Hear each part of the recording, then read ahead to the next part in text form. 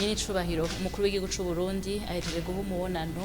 intumwa idasanzwe y'umukuru w'igihugu c'Ubushinwa, akaba kandi asanzwe akurikirana n'ibibazo vy'umugabane wa Afrika. Iyo ntumwa idasanzwe y'umukuru w'igihugu c'Ubushinwa yaraje azanye indamutso za mugenzi we umukuru w'igihugu c'Ubushinwa, aje azanye kandi n'ubutumwa bushima imigenderanire myiza isanzwe ihari hagati y'igihugu c'Ubushinwa be n'igihugu c'u Burundi. Iyo ntumwa idasanzwe yarije kandi izanye ubutumire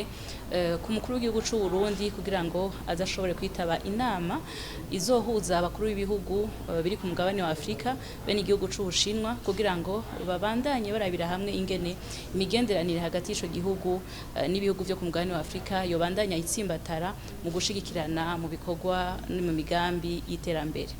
Umubonano hatanze akaryo rero romushitsi w'iteka be no kuri nyene icubahiro umukuru w'igihugu c'u Burundi kurabira hamwe imigenderanire isanzwe ihari hagati y'igihugu c'Ubushinwa n'igihugu c'u Burundi. Ni ibihugu bibiri bisanzwe bishigikirana kandi vyane bishigikirana mu bihe vyose, mu bihe vy'amahigwe no mu bihe bigoye vyane bifatana mu mugongo.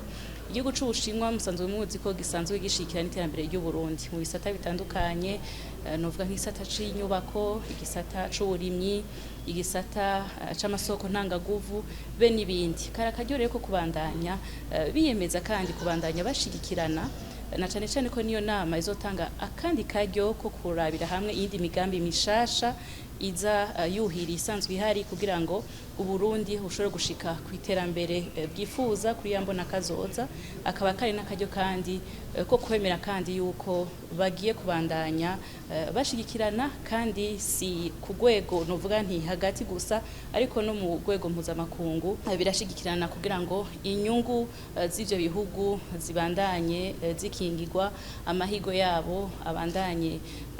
atera imbere eka n'ubutungane bubandanye bushinga imizi.